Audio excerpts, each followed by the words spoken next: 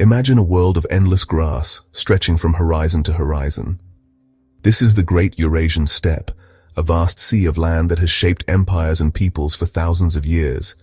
It's a harsh and unforgiving place, where freezing winters give way to scorching summers. Survival here demands a special kind of resilience, a toughness born from a life lived in the saddle. In the 6th century CE, this immense stage was set for the arrival of a new power, a people who would rise from obscurity to forge one of the largest empires the world had ever seen. They were known as the Göktürks, the Celestial or Blue Turks, and their story is one of lightning-fast conquest, incredible ambition, and eventual heartbreaking decline. Before the Göktürks, the steppe was dominated by another powerful nomadic confederation, the Ruran Khaganate. The man who would ignite this revolution was named Bumin. He was the leader of the Ashina clan, a shrewd and ambitious chieftain who understood the shifting political winds of the steppe. He saw the weakness in his Ruran overlords and the growing restlessness among the other Turkic tribes. His opportunity came when the TL tribes, another powerful group, rose in rebellion against the Ruran. Instead of joining the rebellion, Bumin made a calculated move. He offered his services to the Ruran Khagan, promising to crush the TL uprising for him.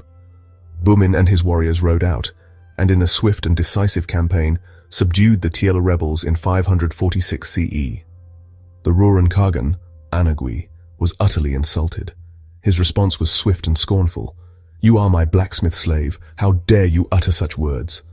That single arrogant insult was the spark that lit the steppe on fire. The time for servitude was over. Then in 552 CE, he declared himself Khagan, or supreme ruler, and led his united Turkic forces against his former masters. The decisive battle was swift and brutal. After Bumin's sudden death, the immense task of consolidating the new empire fell to his sons. The Khaganate was structured in a unique way, reflecting its nomadic origins. Bumin's brother Istami was appointed the Yabgu of the West, ruling the vast territories stretching towards Persia and the Byzantine Empire. Istami in the West immediately set his sights on the ultimate prize, complete control over the Silk Road. This ancient trade route was a river of gold, silk, and spices, and whoever controlled it held the keys to immense wealth and global influence. The main obstacle to complete control in the West was another powerful group, the Hephthalites, also known as the White Huns. Istami forged a powerful alliance with the Sasanian Empire of Persia. Together, the Göktürks and the Sasanians launched a coordinated attack on the Hephthalites from two sides. Caught in a pincer movement, the Hephthalite kingdom was crushed around the year 560 CE. In 568 CE, he sent a Sogdian diplomat named Mania on a mission directly to Constantinople, the capital of the Byzantine Empire. This audacious move bypassed Persia entirely, establishing a direct alliance between the two great powers at either end of the Sasanian realm. The golden age of the united Göktürk Khaganate was powerful, but ultimately fragile. An empire built on personal loyalty and military might is often vulnerable to internal divisions. The seeds of division were sown during the reign of the fourth Khagan Taspar. After his death in 581 CE, a succession crisis erupted. Taspar had named his nephew Talopian as his successor, but the tribal council, the Kurultai, rejected this choice. They favored another candidate, Ishbara Khagan. This dispute over who had the right to rule created deep factions within the Göktürk elite, pitting brother against brother and cousin against cousin. The Western Yabgu, Tardu, was a powerful and ambitious ruler in his own right. He saw the succession crisis in the east as an opportunity to assert his own claim to the supreme title of Khagan. He refused to recognize Ishbara as his superior, effectively declaring the western portion of the empire an independent entity. The Great Schism had begun. The sophisticated diplomacy of their southern neighbor, Tang China, played a crucial role in exploiting and deepening these divisions. The Chinese emperors had long mastered the art of using barbarians to control barbarians. By 583 CE, the split was official and irreparable. The empire was now formally divided into the Eastern Khaganate and the Western Khaganate. The Western Göktürk Khaganate, now a fully independent entity, embarked on its own distinct historical path.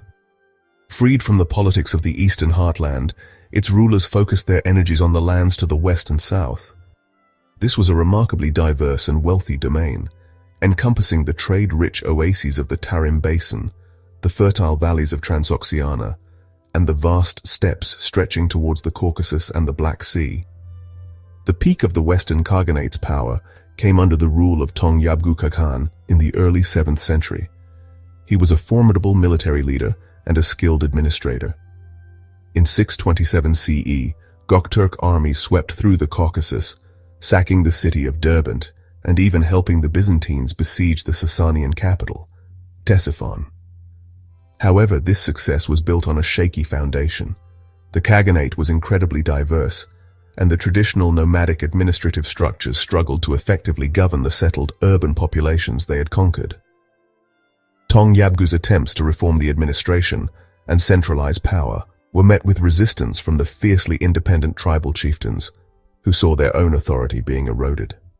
After Tong Yabgu was assassinated by a rival chieftain in 630 CE, the Khaganate descended into a decade of civil war.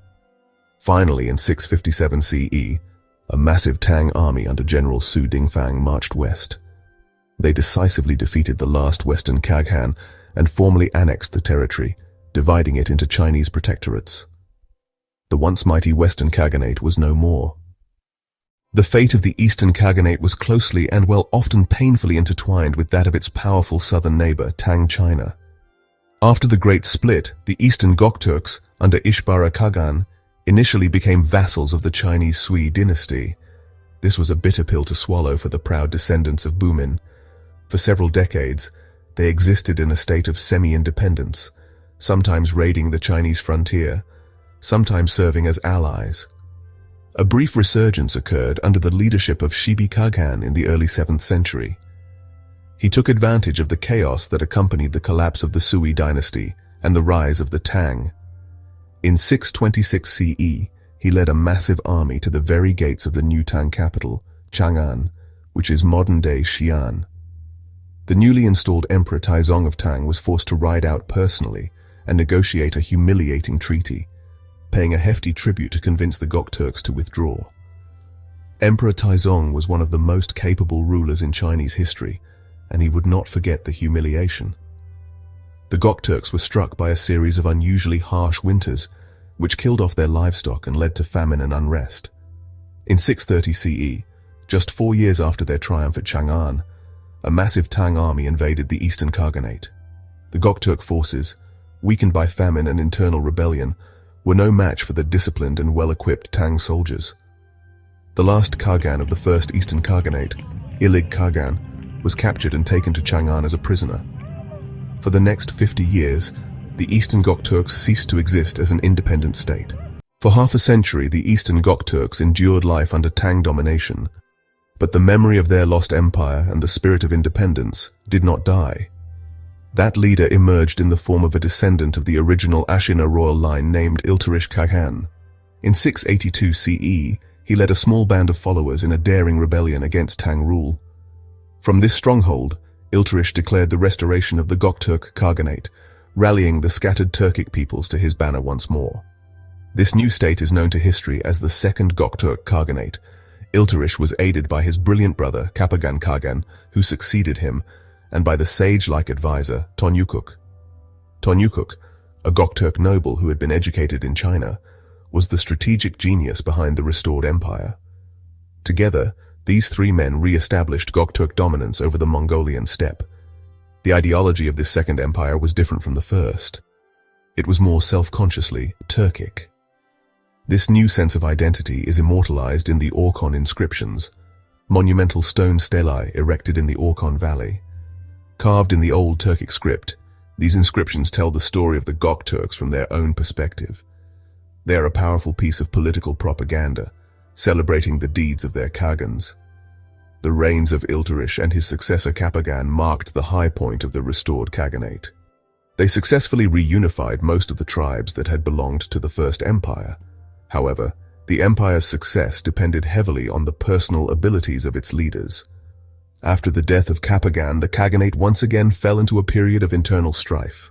The Second Göktürk Khaganate, born in a blaze of glory, began to unravel from within. The very tribes that Ilturish and Kapagan had forcefully subjugated, the Uyghurs, the Karluks, and the Basmiles, never fully accepted Göktürk overlordship.